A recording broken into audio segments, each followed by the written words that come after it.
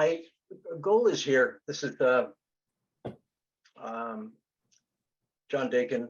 I'm on the membership committee, and our chair, John, asked if I could take a look at the membership numbers as part of an assembly session. And the membership numbers is basically the number of societies and their counts. So I'll show some different cuts at the data, and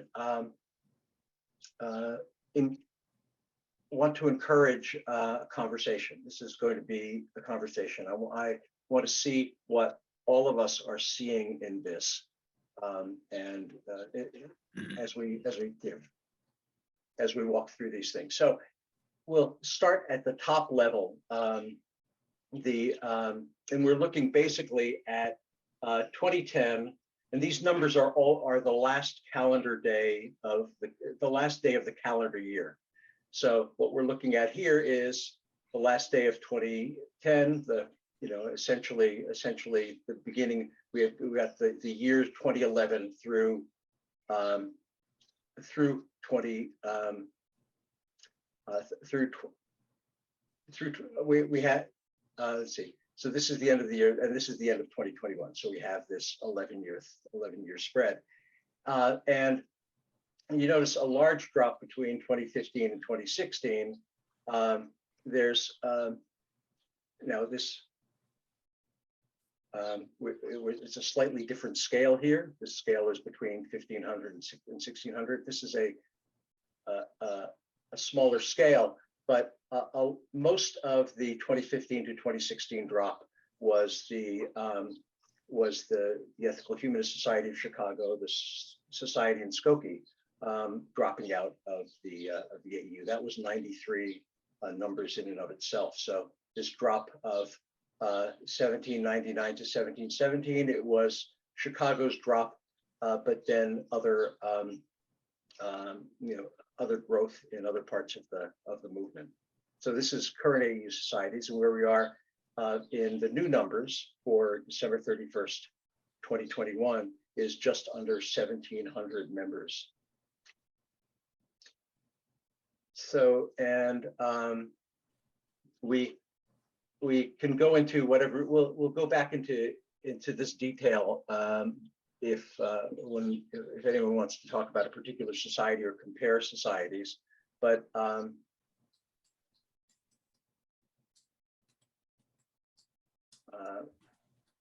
here is the trend by society, and this is this looks like a wiring diagram. We'll get to these small the numbers of societies under 100. So this is it's members, and the members have an asterisk because when individual members are members of more than one society, we ask each society to report those folks as a half of as a 0.5. So what we're looking at here are the apportioned members. So the members if somebody's a member of both Brooklyn and New York, for example, they are 0.5 at each of the societies. But then I round it up so the 0.5s don't get in the way. So just that's what the asterisk is for. So let's look at the guys on top. The largest 4 societies, and then we'll go to something that just shows us the societies with under 100 members. And again, I invite you to come in with questions, or if when you're looking at this you see something you want to note something about a trend, about why some numbers might have been different, please jump in. So we've got St. Louis, I'm sorry, Washington. Yeah, so we have St. Louis at currently 328 apportioned members. Washington is the higher gray one, 303. Bergen, Bergen is this light one with the, I'm trying to get the, 157 members at the end of 2021, and the New York Society with exactly 150 in apportioned members at the end of 2021. And of course, 2019, this line here is the last pre-COVID count that we had. And so we certainly see some different trends in that. If anyone wants to talk about these top four, we can, anything you want to mention. Washington is the one that has the most abrupt. It has a drop and then a fairly strong growth for a number of years, and then a plateauing before pre-COVID. That also again, I'm not. I'm showing the numbers, and if no one has anything particular to say about the large guys, about the big guys, here is the here are the societies under 100 members, and we'll go from the highest one, and that is Brooklyn, who if we look at Brooklyn, you see that Brooklyn started the decade with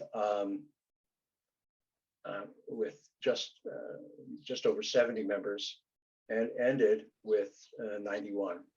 So, and that's one of the larger bits of growth in the period. Baltimore, just below there, with 89 members now, 56 at the beginning of the decade. Philadelphia, 82 members now, 57 at 54 at the beginning of the decade. So there's Philadelphia.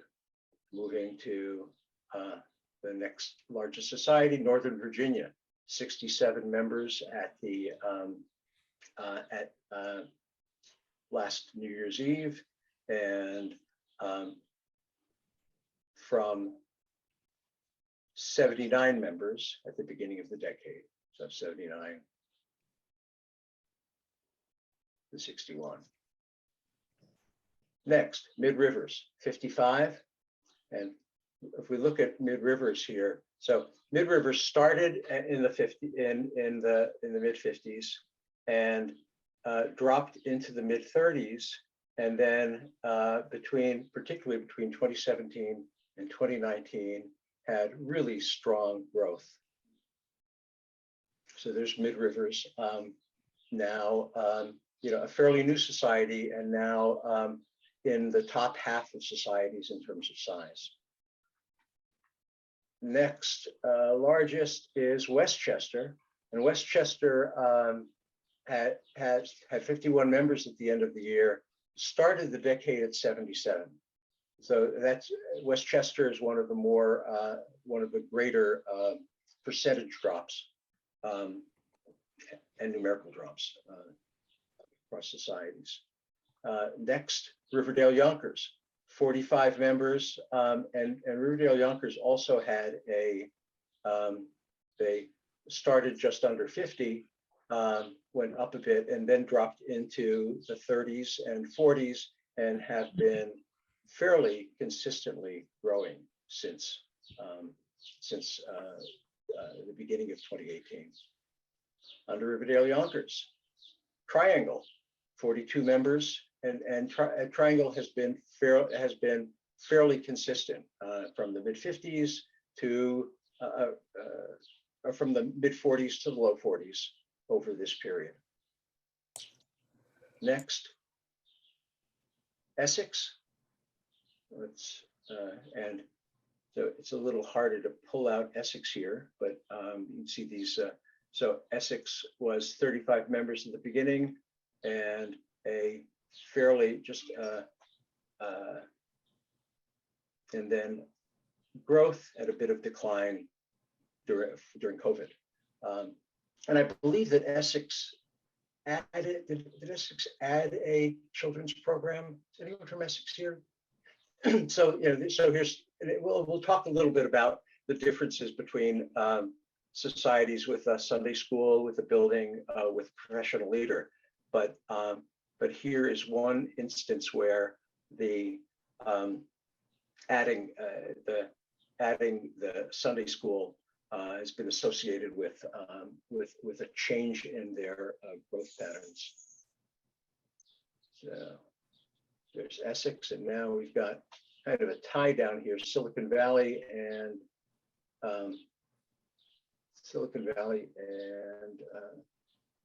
it's a 13. I keep double clicking there and getting something. Yeah, so Silicon Valley is orange and Asheville is blue. So Silicon Valley and Asheville have kind of been sort of following each other more or less, but with a growth pattern from both starting from 20 and now being now at 31, more than 50% gain over the decade.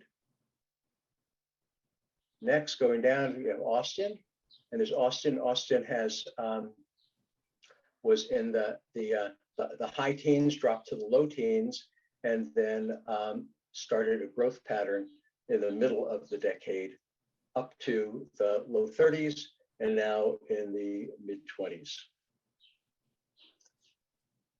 Below Austin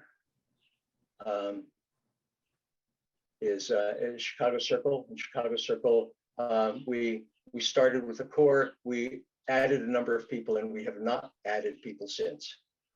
So that's the Chicago Circle. Susquehanna Valley, from a core of 16 people to now 19, with growth last year, and the 19 is just a little bit below where Silicon Valley was, one person below where Silicon Valley was at the beginning of COVID period times. Suffolk is just on a very, a slow, has had a slow decline from the middle teens down to 9 members. And there are 2. So here's Atlanta, and we don't have Atlanta's 2021 numbers. And Atlanta, of course, they started just before COVID, so they're still in single digits. The other one, where's Northern Westchester here? Because Northern Westchester ends, there it is. We don't have the Northern Westchester's 2021 numbers. So, but Northern Westchester has been fairly constant in mostly in the low to middle 40s. So I've just been talking, and again, this is not, when I talked to John about this, I said, well, I probably have about 10 minutes of talking. What I want is for people to start looking at these numbers and entertain some hypotheses about what they're seeing, or tell us some stories that something that points out why your society shifted over during the decade. So I'd really like to hear from you. Well, I have some seltzer.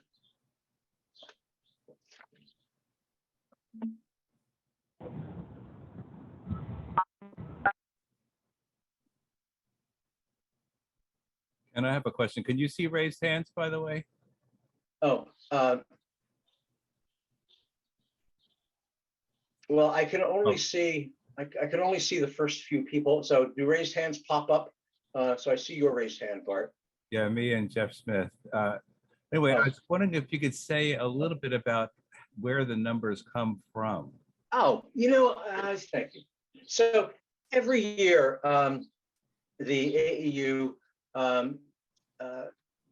asks for a census of your society and the other societies. the numbers, which include some financial numbers, and I'm not going to talk about financial numbers here, um, so there are counts of members and counts of, say, children in Sunday school, how many members, how many Sunday school children are children of members versus non-members, that, that kind of detail. It's called the F&S report. It's a financial and statistical report. Its primary purpose is to determine and this is a different apportionment, but the assessment that societies pay to the AEU to support the services of the AEU. It's a large percentage of the income that the AEU uses to operate. So I'm a data analyst. It's what people call a data scientist, but it seems more like engineering to me. I'm a data analyst, and what I've mostly done is taken numbers that have been pulled in for a different purpose, and look to see if there's something we can learn from it. Jeff Smith has. So, is that was anything unclear about that? And then Jeff, so I will try to find the raised hands. Jeff. Yeah, for the last 4 years, I've been involved in doing the financial and participating in the statistical side of the F&S. And an interesting aspect of that is that as treasurer, I'm one of the few people that know what the contribution patterns are, as well as the numbers. I also do a breakout of the spreadsheet so that I can see what households have one active member, the second person for whatever reason is not a member, but then know that they do come to events, so they're partially engaged, but they're not members. The other is, and this is important now, because when you talk about vitality, and you think in terms of the number of individuals, persons involved, there's some logic. If you have 2 children engaged in ethical education and both parents active, you've got 4 people that are engaged in ethical culture. So that, I think there's some logic in tracking that. And what happens, and we are suffering this at this very moment, that when the kids aren't going for Sunday school, we lose the adults too. So 2 kids in ethical education, they don't want more screen time. They really reject that. The parents say, well, my kids aren't doing that, we're going to do something else on Sunday. You actually then lose 4 people, even though you're only counting the 2.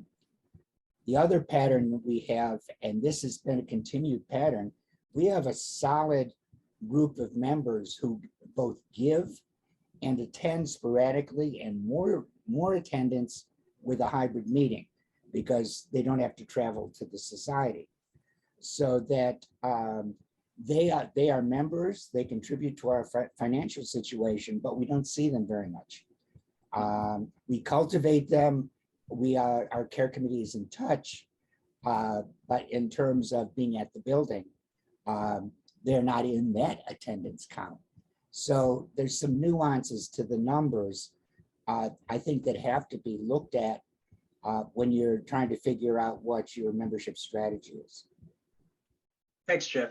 So do you take, does somebody take attendance?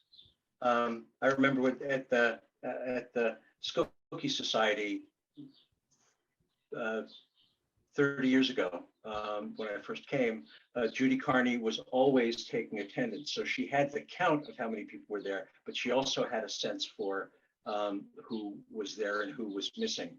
And it seems to me that there's more of a benefit is there's more of a benefit in general of doing statistical analysis when you have a larger group.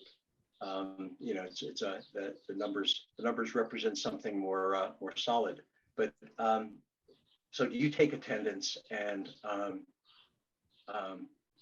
how does that fit in with your caring committee? Okay, so during COVID, yeah, we had, of course, a record of people showing up at the building. And what I do with platforms is I do a screenshot of the people, online identified. So I have a weekly count on that.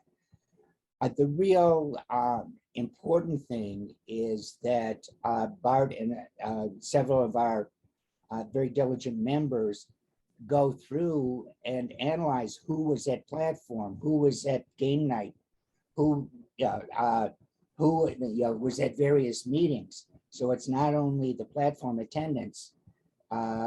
We keep track of who's coming to what. And since we're experimenting with other event formats, it's helpful to track membership that way. Without doing a survey, you've got, by mere attendance, you've got some indicator of what interests them. And while we are experimenting with other events, we also want to keep the people we have. So we're very aware of the balance between trying to get new people and people who don't particularly like change. People who want the same platform format every week. So it's that's another good reason to keep track of who may be dropping off, who's been a regular, and we certainly want to keep that core. Yeah, that's interesting. I know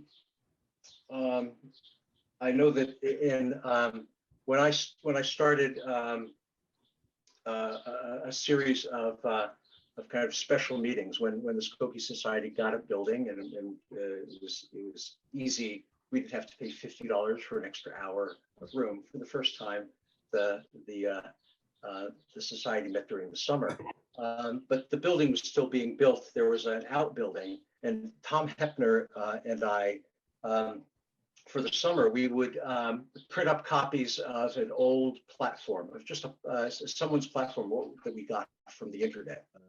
It could be from the 30s, could be from the 50s, and we would hand it out and say, we'll talk about it next Sunday. And so those were general discussions, as we didn't have a speaker. They were all pure discussions. And at the end of that first year, and for most of that year, the building was available and people were using the building. We had a space for the first time. At the end of the year, I looked at when people came in, when people entered, first visited, and looked at the number of people who, and looked at the people who became members. And we found that the people who came in during the summer in this really kind of the building, this outbuilding with old platforms were twice as likely to join as the people who just came in during the year. And what that said to me, my hypothesis from that was that small group engagement between people is a really important factor in building someone from a visitor to a member. So in the larger societies in New York, I'd really be interested in the New York Society to know for people who have taken part in one of the special programs, you have the Death Cafe or the science discussion, to see whether people who are taking part in that are more like people who are visitors are more likely to join. It's congruent with a lot of research that basically says the more friends you make at a congregation of any kind, the more likely you are to join. So having this, having a track of people, particularly at these special meetings, I think would be really useful for understanding something about the dynamics of becoming a member. Yeah, if I can just add quickly, colloquy has been one of the best draws for our recent most active members. And do you have a lot of people coming into colloquy first? Yes, that's what I'm saying. We interest them through colloquy, and colloquy is a powerful engagement mechanism.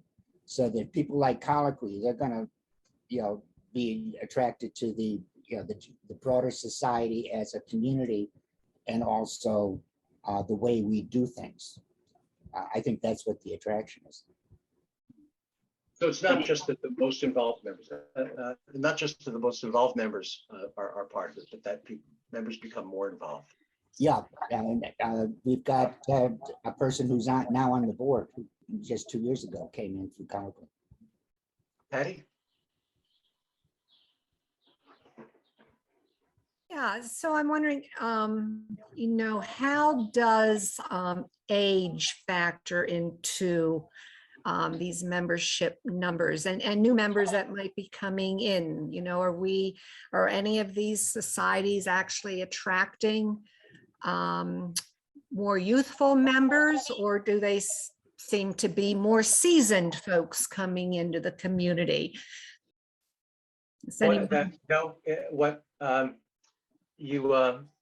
I wish I had a slide ready for you on that, had the document ready, because I think that makes a big difference. There is members under 25.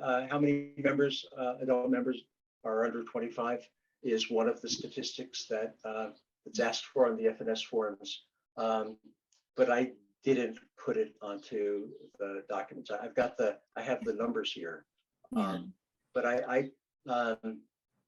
I'm guessing, I know at the Skokie Society that's something that led to growth patterns, and of course it's related to younger members. It's related to Sunday school. So I haven't looked at it, but I'm guessing that we could get, besides the number of 25-year-olds, we could also see which are the societies that have a larger percentage of membership reductions through death. Mm-hmm. Right. That's a measure. Sure. Yes. Yeah. And then, with that, I'm just looking at all the lines and the moments in societies when membership increased and then dropped off. And I think it would be really interesting to see what was the story at each of those moments where these changes were taking place, and how might we learn from what was happening at those points to create change in a more positive direction for all of us.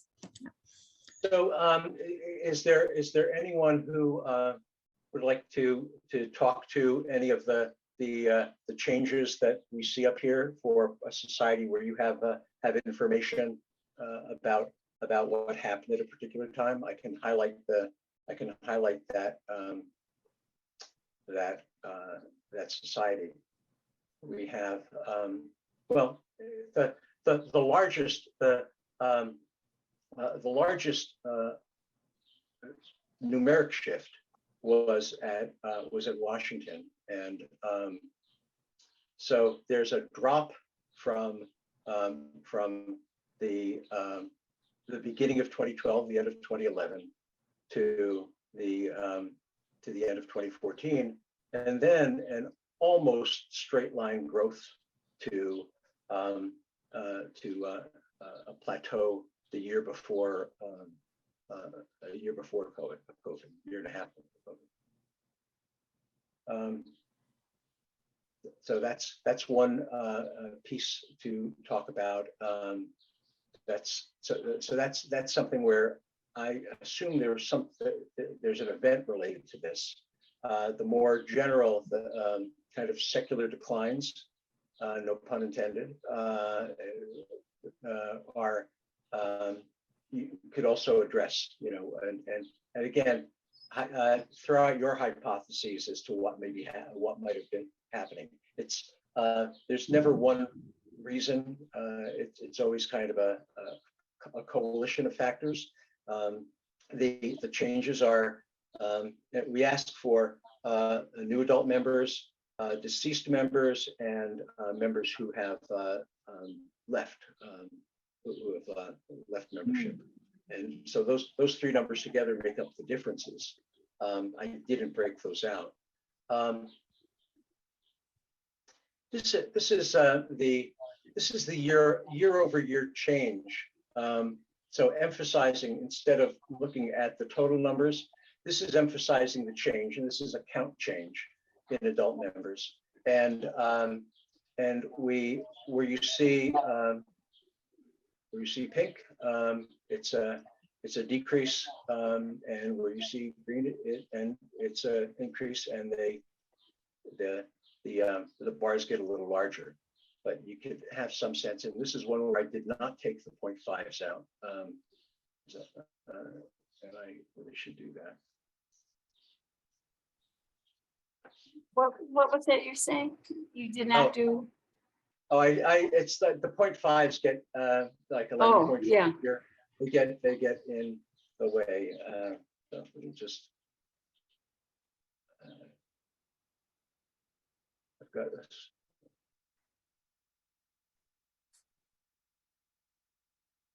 There, it's cleaner. So we have St. Louis. St. Louis, as the largest society, is going to have larger differences in straight numbers, and so we don't see it quite so much in this, but there looks to be fairly strong trends year to year. And again, Washington, that's what we were seeing in the Washington Society.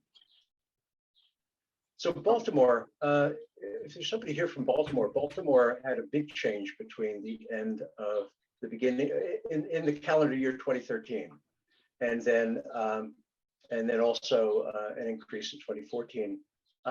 Anyone from Baltimore talk about what happened there? No. So this is Mike Blacksmith, president of Philadelphia Ethical Society, and I would assume that Baltimore is the same as Philadelphia. It's the Hugh Taft Morales factor.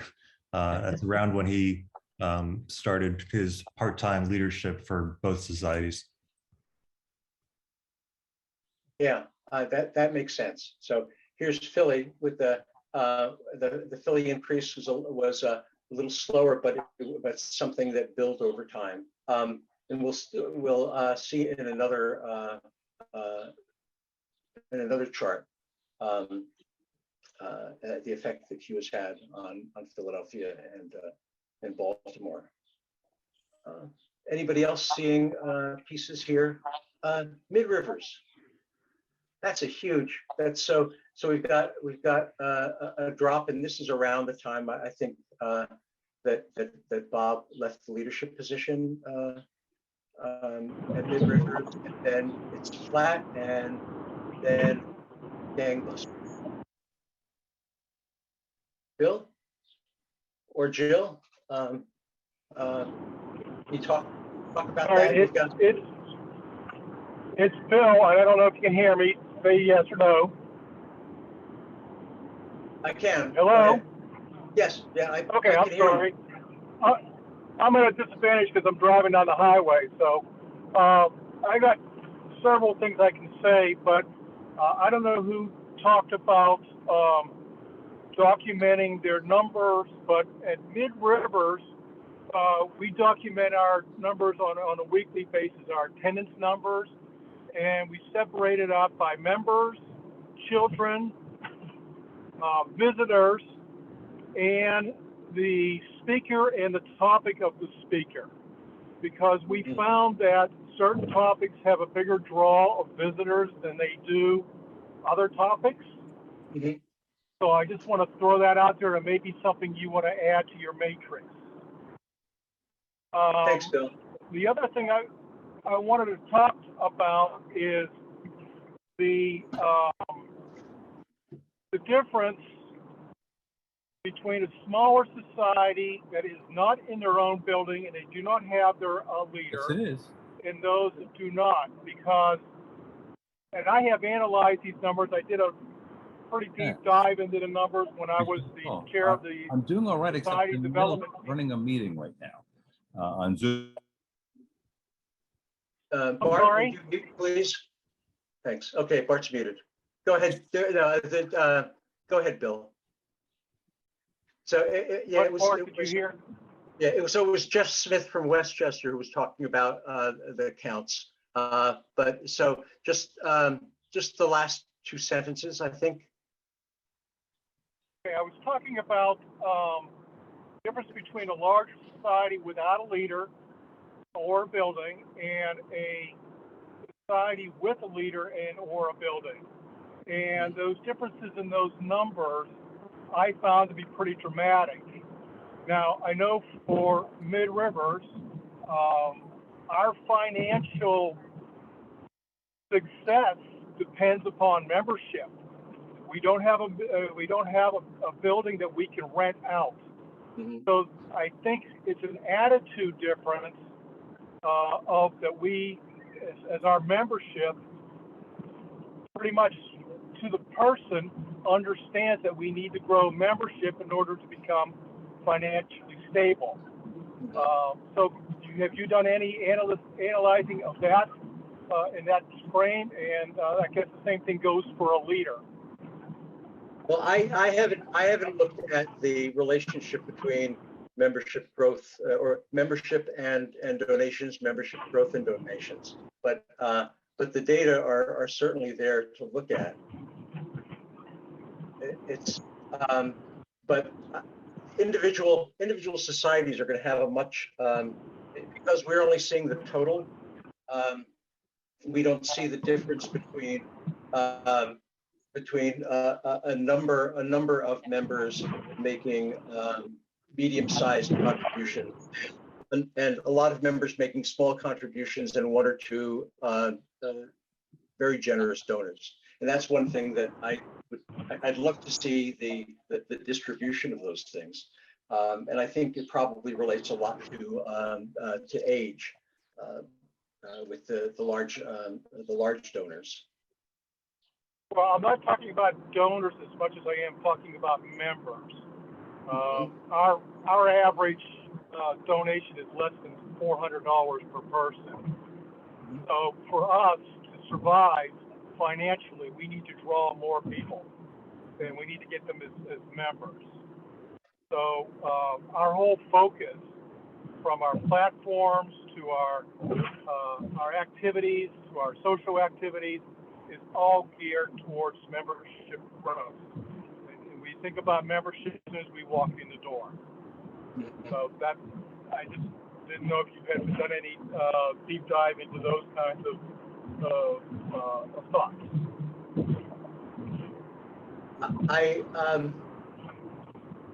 We haven't. There's not so deep a dive we can take with these numbers. I'm curious, and this is a sheet that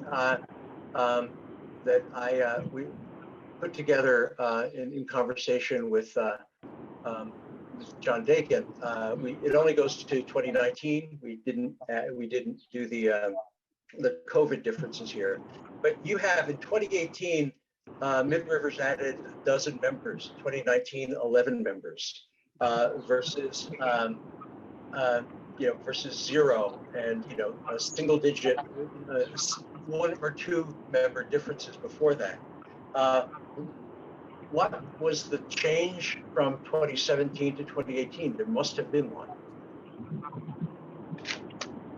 We self-analyze ourselves, our programs, and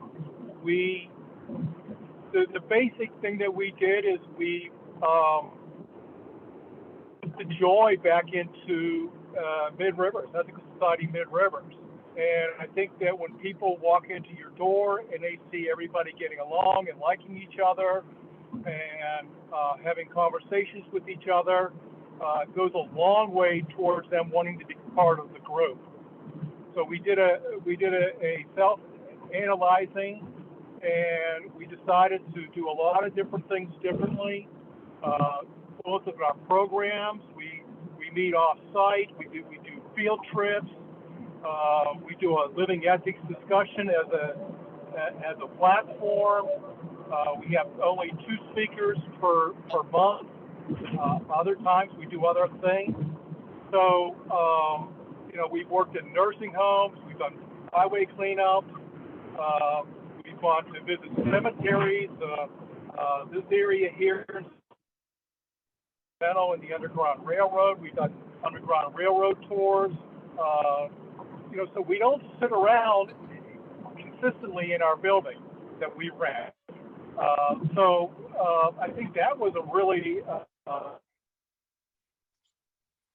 and we all really liked what was going on. We did it, and everybody seemed to enjoy it and participate that particular week. But for the most part, I think everybody did.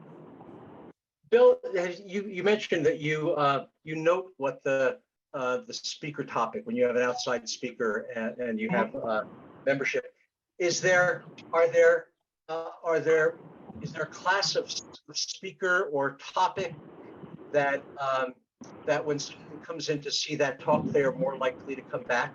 Because I know in the circle we've had a number of large named speaker, and we get a big room in the library, and but those topics were they weren't sort of ethical humanism related. They were good they were good speakers, and we've had no return visits from those members. Have you noticed that any that particularly seem to lead to someone who wants to come back? I don't know, but we haven't documented, an individual visitor and whether they come back the next week or whether or not they come back to listen to a speaker about the same topic. We haven't done anything that's detailed. We don't want to, you don't want to individualize it too much on that end of it because people think you're big brother. But I think that when it comes to social justice causes, when we have speakers who come in for that, they want to hear from the people in the trenches as to what is really going on. They want to separate themselves from any kind of media and find out from the people who are actually doing the work as to what is actually happening. So we find that when we do things of that nature, we do have a lot of people who will return for that type of program. But we do get them also for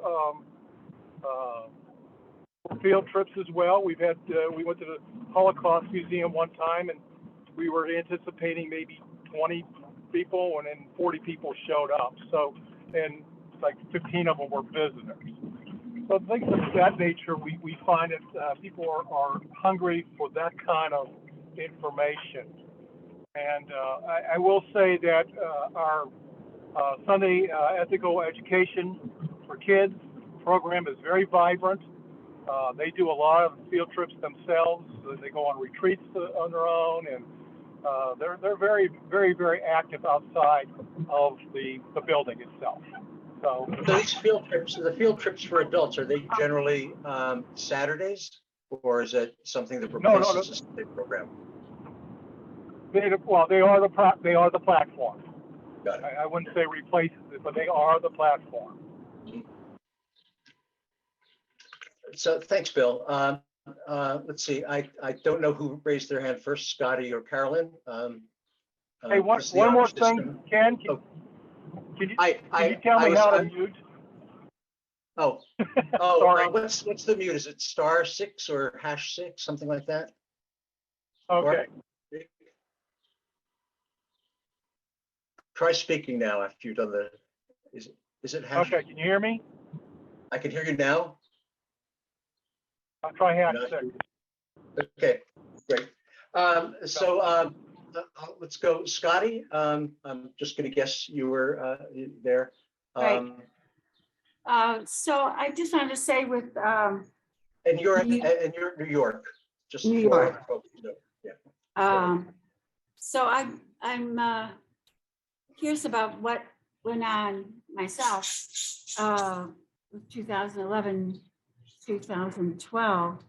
But I know recently we lost a lot of members because the caring committee during COVID started calling, each person on a caring committee had a page of members who they called every week and then every month. But during that process, we came across many people who had either died or disappeared, who we couldn't track. But we did try tracking every single one. So that is one reason why we can have a dip, is poor record keeping, and then a correction. That makes sense. I've seen that. I've seen that in data before, where the society really does a much more aggressive reconnaissance of members and reaching out and makes a change that looks more abrupt than it is. Thanks. Right, So and go then ahead. we had, but our current trend is we go, oh, we're getting new members, but then we have members who are dying. So so some of our growth cancels out. But it's, so we're getting, for us, our basic people who we attract are people who have just retired. So they're so it's a kind of an upper middle age group, and they're people who are very excited and have a lot of energy and want to do a lot of things, finally having the freedom from the workplace, and having some power over what they spend their time on. So it's a great age group. Many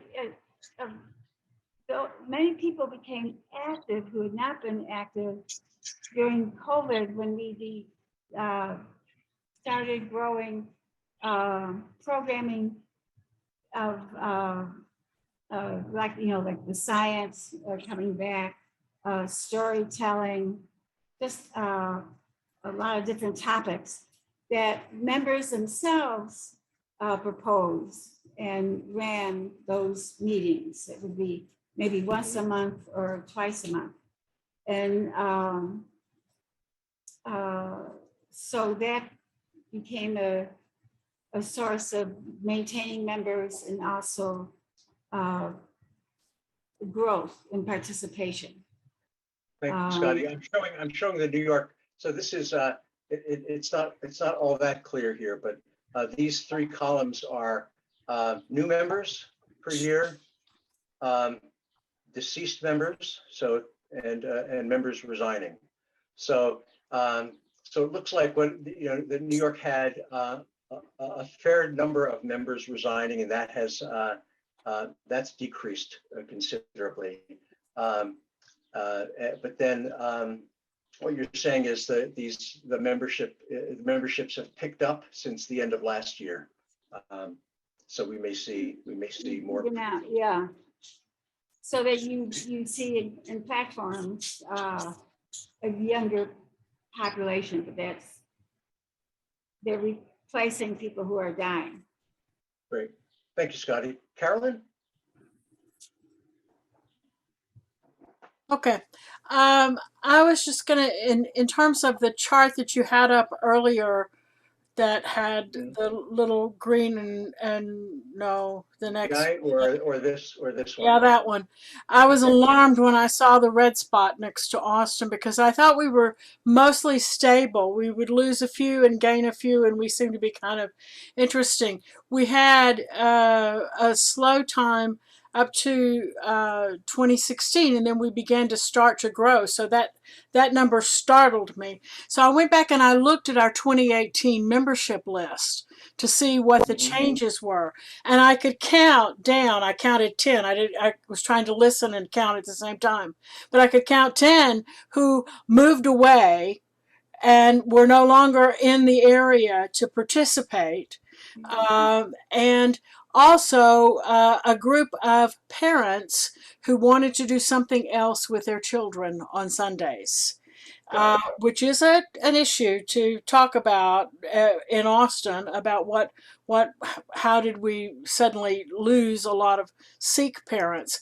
But what I can say about some of those who moved away and couldn't participate in 2019 with COVID, they're participating again because we have the hybrid programs. I mean the remote programs. So that alarmed me, but I was glad to be able to identify what I saw people going away for changing jobs or going to school and things like that was part of it, not all of it. We did, apparently there was a problem with the parents and Sikh. Yes, so you're in an area that has a lot of it's got a lot of I guess corporate jobs, and some of those are out of town. Yeah. And some move in. Alan. The data depend on consistent reporting from each society, consistent over time. At our society, if a person who's a member doesn't respond to 2 consecutive pledge drives, they are removed from our membership rolls. And that's how we've been keeping a fairly consistent number of members, losing about a tenth of our membership every year and gaining about that same number since about 2004, until the effect of COVID, in which all of our programs in person, of course, were stopped. And right now we're rebuilding our programs, including the membership pipeline, I guess you call it, from the time a visitor arrives until they become a member. So we hope we can rebuild. So the year in which our membership dropped was one in which we lost the usual number of members, but we gained none because of the COVID, shutdown. Yeah, thanks, Alan. Your point's well taken. That these data are only as good as they are good, and doing an annual or more frequent contact with members and finding out people who've left certainly make these data more usable by the rest of us. So it's just a message for you folks who are collecting the data. The more up to date you will learn, you'll learn about your situation sooner. And when it comes time for us to take a look at these numbers to learn something, we learn more. Let's see, I don't see any hands up, any virtual hands up. Let me go. So we went from here. John and Jeff Smith has his hand up. Oh, yeah. So I thought the hands. So I only see so I can see the screen. I only see a few things. So I thought the hands maybe popped up to the top. I can't see the hands. So there's somebody. I can only see the first 7 people. So who has their hands up? Hand up. I had my hand up. I wanted to respond to the young cohort and observe that we have young members, one particularly very motivated young member who is helping us experiment with the format of our meetings. And it's interesting because we're getting returns and broader interest from our game night. And game night, is available for preteens all the way through seniors, not involving any device. So there's a full bunch of options. And then we've also been doing a Sunday morning with no program, just a community meal. And I listened into the game people were discussing a topic that could have very much been a platform topic. So there are dynamics that you have to note and then try to cultivate. I had some millennial feedback that they'd just been through college and they would like to see panels or different opinions rather than a lecture. They said, we've had enough lectures. The other thing that we do see is that there are younger people, in their 30s and early 40s who like the lecture because they've been out in the world and they're looking to academia to help define the issues and some of the answers and options. So we have actually used a Saturday night public speaker who is prominent on the internet and published. We rebroadcast it on Sunday, and the two audiences are different. And what happens on Saturday is the people who are on fire will go out to eat with the speaker, and there's further back and forth. And those people that attend that, are return customers and have been coming to the Sunday breakfast. So I think you really have to analyze each location's level of interest. There's lots of stuff out there, and you're competing. So it's a hard thing to do. Thanks, Jen. Alan has his hand up again. There's Does the AEU have any plans to help some of the societies who are declining in number, such as the Suffolk Society? John, you want to take that?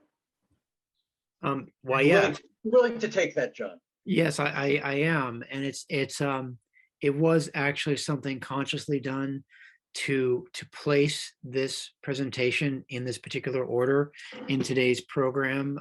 We have 4 workshops sponsored by the membership committee, and at 4:30, Carolyn Parker, Chris Kamen, and I are presenting a further conversation regarding insights coming from a book written using Christian language and for liberal Christian churches for the most part, but that we've translated into our language, talking about ideas and approaches that can be employed to help reinvigorate societies that are losing steam, and to help renew even those that are plateauing. If you go to the AE, if you can't attend at 4:30, at the very least, I encourage you to go to the AEU Assembly website. I'll put a link in the chat in a second, and you'll find it says excerpted content from the book. You click that, it'll bring up a PDF that you can save, and it has a 13-page outline with the key points from the book if you're not prepared to purchase the book and translate for yourself. So I do hope you'll come at 4:30 today for that. I will come at 4:30, and I attended your other workshop. What I mean is, does the AEU actually donate money or send a person to that society in order to give them a boost, besides just giving them a PDF or something? I think maybe Bart could better answer. The Consulting Leader Program, perhaps? Perhaps. I'm sorry, I don't know. I don't know. Yeah, I actually wasn't asking you, Alan, but asking, say Bart and John. That's certainly one. option. The AU has a history of giving, of providing subventions, meaning grants for societies to use for a particular effort or project. And so, so for example, the Consulting Leader Program is a specific new type of program in which the AU helps societies invest in professional clergy leadership as a way to do so. But I want to recognize Bart in case you would like to say anything as Sure. well. Yeah, we also have the Visiting Leader Program, which is less robust but easier to manage system that will support the getting leaders out to places that would benefit from that. And that's the kind of thing that any society can request up to 3 leader visits per year. And you can have the leader do workshops as well as just speak if that is something that you want to see. And the union does support that financially to make it possible for that to happen. I think there's also a number of ways that our smaller groups would do well to cooperate with each other and to communicate and talk shop and things along those lines, because there are many issues that smaller groups are facing routinely, where one group will find a really cool solution to that, and yet it's harder to communicate that without having active relationships. So that's very much a question. I actually have my hand up because I wanted to consider how the very notion of membership and who we count as membership may have been changing over the course of decades. So I do remember a story about the New York Society whereby for a while they were counting people as members who'd shown up and written their name on a card. And so they had thousands of members. And at some point they determined that we should probably take a look and see if, any of these people are still alive and things along those lines. And they had a significant change in their numbers. We also have a situation with apportionment. And right now, especially for the smaller societies, I think it probably matters more. Each time you call someone a member, you're talking $30, and that I'm sure is a moment of pause for people when they're trying to figure out. And I think it speaks to another question, which is we seem to have a sense that member means something more to us than it often means to people in other parts of the world. So it's not uncommon for me to hear people say, well, I did sign up. I signed the form on the AEU to get the email. So I guess I'm a member, right? And well, maybe we should be rethinking who we count as members and whether we need to have a more nuanced sense of when people participate at various different ways, do we have a way to kind of tease out what that participation is like? It's timely because we have a conversation coming up about apportionment pretty soon. And that's probably something that would do well to be talked about during that. Thanks, Mark. Yeah, I know just another story from experience at Skokie. Joan Johnson, when Joan Johnson was the leader at Skokie, she formed a long-range planning committee and brought us the 12 Keys book,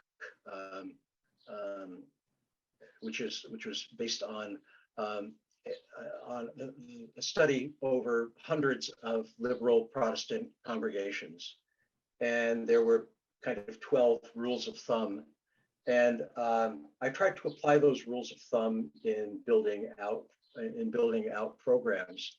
And what we found was that that the participants in book groups and coffee houses and the movie group were more involved. They became more involved.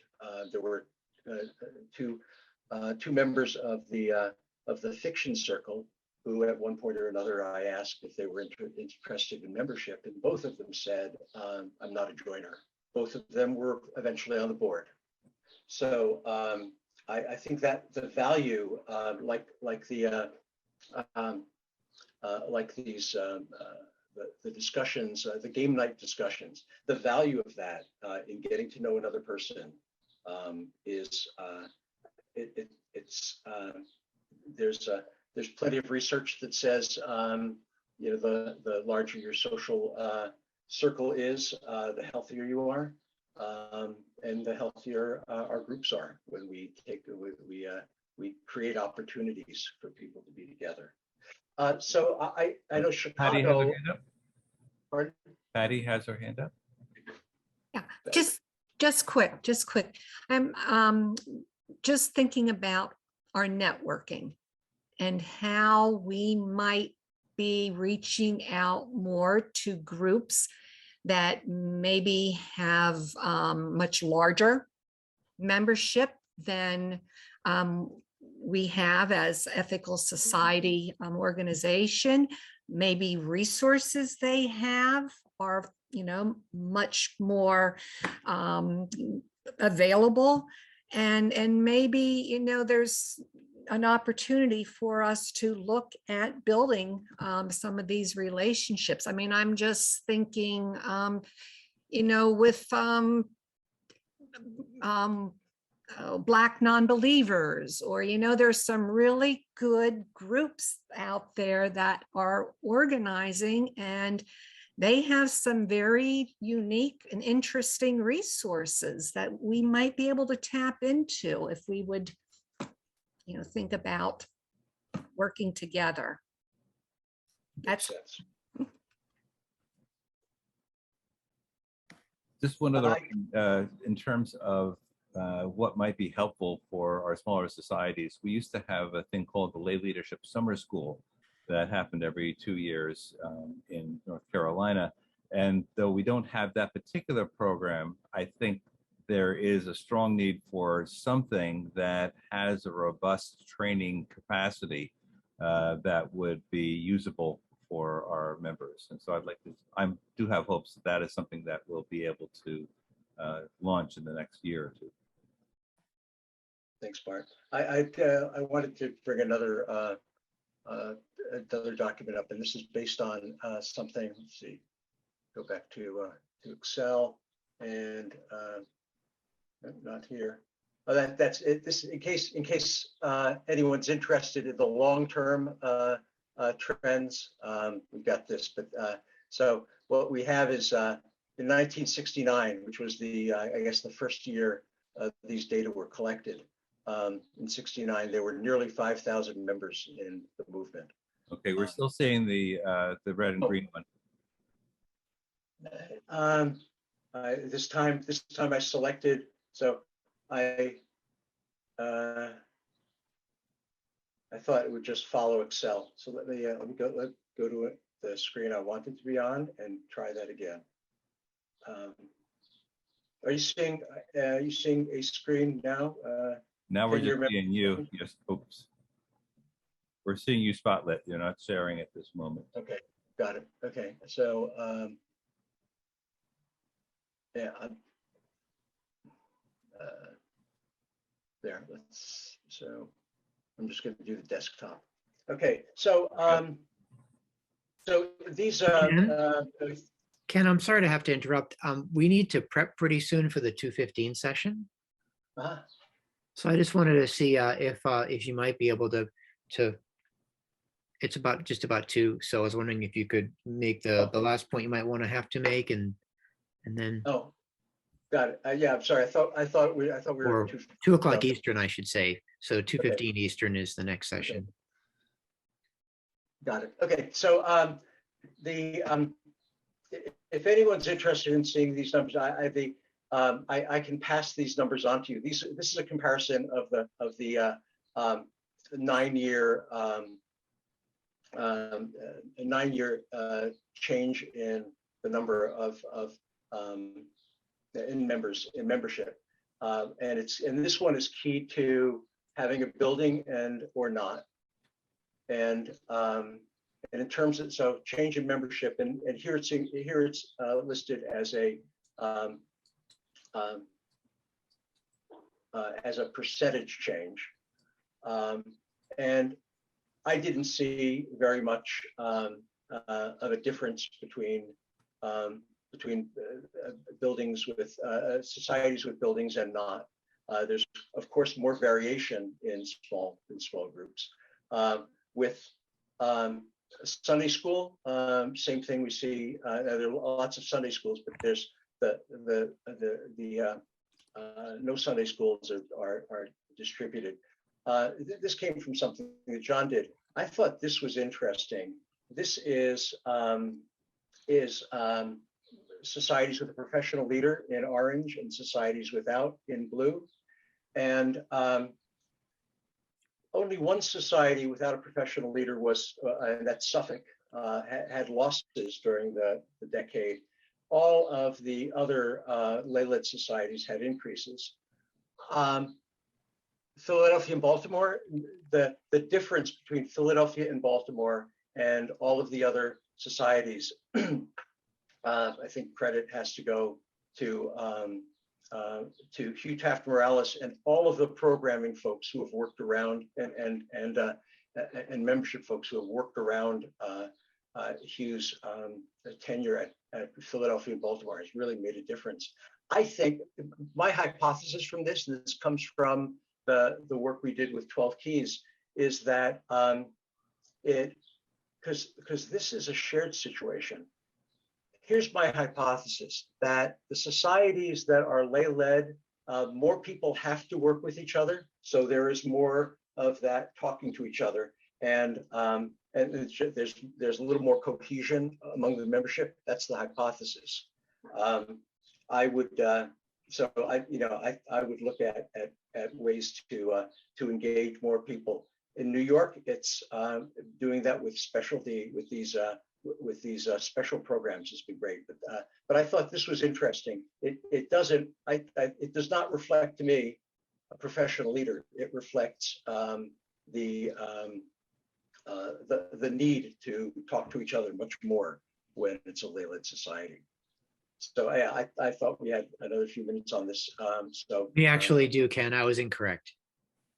Oh, okay. Yeah, we have until quarter after for the session. I'm sorry. Things. Anyone want to talk about these? And there's a chance that I've mislabeled.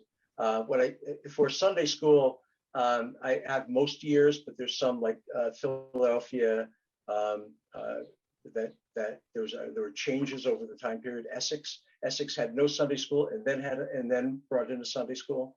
But we got building Sunday school and professional leadership if there's anything. And then we have the numbers that have gone into this, and it's the percentage change column and the reported leadership on the where he started there.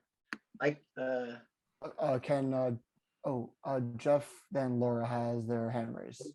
Yeah, Jeff. Yeah, as treasurer, I want to make a point about our capacity because we have a building and because we secure significant building revenue, which we're seeing return now in this stage of COVID mitigation. Consistently, building revenue more than covers the costs allocated to it. I track revenue and expenses under the classes or categories of program, operations, and building, such that building subsidizes operations and program. We could not do what we do without having that cross subsidization. We had a professional ethical education director. We can advance funds, and we have a reserve that comes in simply because the building next to us needs part of our property and pays us an easement. That's a $25,000 reserve that comes in every year. So that flexibility enables us to really do with program more than the donation or other sources that are strictly program revenues would allow us. So for us, that can't be overstated. Thanks, Jeff. Laura? Yeah, two questions. One's for John. How are you looking at all of these statistics relative to how they can be applied to what your committee is intending to do to move forward and move societies forward, move all of us forward? Well, I I owe Alan an apology because I think he has already been taking part in this book discussion. Part of my intention was to try to so James Croft on May 8th and prior to that had been very loudly talking about concerns about the trends in our movement. And so today I wanted to ensure that we had opportunities to see some more hard data, some of it reassuring, some of it concerning, and then actually segue, as at my earlier comment, to segue into workshops. The problem as I would see it is one size does not fit all. So and I don't think it's actually very good organizational policy for us as a membership committee to say, all right, people, you know, your society looks like this, here's what you need. Instead, to help make sure people have awareness of the situation, the workshop at 4:30 has some invitations to discern. That's a word I've learned in past few years, to help people in their societies ask themselves hard questions. And once they're ready to begin engaging with the national, with my committee, with the leadership committee, with other committees, then we're ready to respond. And actually the 7 p.m. session, which Carolyn Parker and other committee chairs are doing, is actually intended to be a conversation to get the ball rolling, because I can't tell you that the AU is ready to turn right around and answer those requests. But if we have a good demand signal, that can help us develop capability, or if we need to, as Patty implied, we can help societies look outside, you know, maybe with the help of AU funding if we need to. I hope that answers your question. It's a really good question. Yeah, no, I think it's important. It's learning from each other and learning from folks on the outside who can give us something to work with. My second thing was a comment relative to the last speak, Jeff, I think, is he from Westchester? Yes. Yeah. So one of the things that occurs to me in this discussion, as kind of John was saying, we are such different entities from different parts of the country, from different sizes, from different kinds of members in our membership. And one of the things that's different is some societies have endowments, which is a huge boost to their bottom line, and some don't. And that means the ones that don't have to are not struggling, but challenged more in how to make enough money to cover all of those things that we want to be able to do, in addition to doing our apportionment. So, I mean, I think that's another ingredient as to what allows societies to grow in some ways.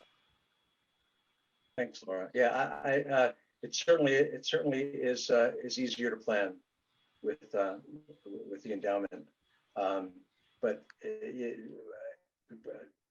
it does change the dynamics, and sometimes it may lead to a little complacency. I've seen some of that. I admit to some of that myself. You know, one of the things that occurs to me, and maybe John in that new book that he's been looking at has some answer for this, but I'm wondering how other both religious and non-religious organizations, having come through COVID, are dealing with the same kinds of issues. I mean, you know, there are many national organizations that have local entities, state and or on a really local level. And I'm sure everybody has suffered losses in one way or another. And I wonder how other organizations are becoming introspective. What do we do about that? Who are we? How are we? Where are we going? And who are we going to be? it's a time to reinvent, certainly. Good, Scotty? I just wanted to go back to a statement you made about us with programming and I forgot. About what was the word before programming? NYSEC, New York Okay, Society. no, okay, go ahead. Oh, I was going to say that, and it's not really reflected because it's just been the last couple of years, but our programming in large part occurred during COVID and when we didn't have a full-time leader. Anne had left, she retired, and we put off hiring, replacing her. So actually, it's further confirmation of your hypothesis. Got it. Bill All, was it *6 or #6? Go ahead. Okay, you hear me now? Yes. Okay. Yes. I want to say two things. First of all, when you're talking about membership, that there is not one single thing that you can do to create membership. It is a coordinated effort throughout your entire society. You have to be focused and driven to create membership. And the other thing that I want to say here is it doesn't happen overnight. You have to be consistent with it. You have to use the right language. You have to use the right programming, and you have to have your people engaged in membership growth. You can't have somebody who's going to be a designated greeter, simply asking you a visitor, oh, how did you find out about us? Well, that doesn't work. That's a marketing question that should be asked later when the person comes back 3 or 4 times. So there are certain things that you should be saying to visitors. And like I said before, there's not one thing that you can do that's going to create membership. But if you self-analyze, you will find out everything that you want to do. And if you're all committed, and I say all, I mean your entire society is committed to membership, then you will grow.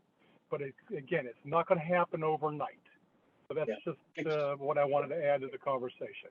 Yeah, thanks, Bill. Because it's the idea,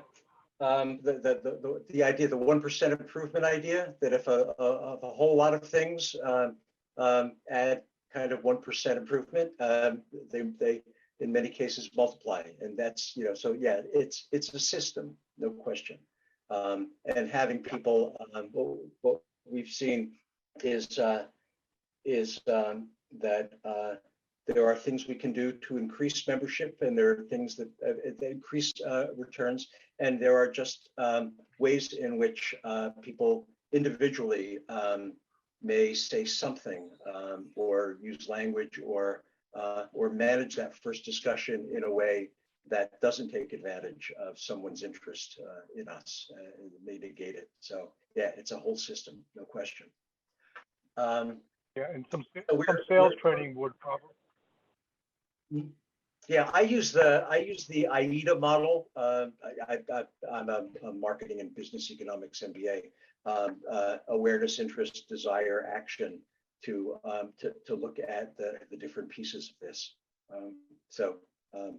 Yeah, having a model to work with. All models are wrong. Some models are useful, and I found that the AIDA model is a useful model to is the problem awareness, is the problem interest. What we do is interesting. Is the problem that nothing is actually prompting that visit, and then the action. Some people put the R for like repurchase or recommendation, so it's like IDAR, but I think it's a useful model to to work with. We're almost at 1:15 Central, 2:15 Eastern. This is I'd like to extend these discussions with anyone who wants to look at the numbers more deeply. It's something that I did professionally, and I'm happy to do it with someone. So, Bill has having fun. So you can contact me at ken@chicagoethical.org, and let's talk about some of these things I want to learn from everyone who has something to teach, whether they know that they have something to teach or not. Thanks all. I hope you enjoy the rest of assembly, and I hope you sleep well. Thanks, Ken. Take Thanks, care. Ken. Thank you, Appreciate it. Ken.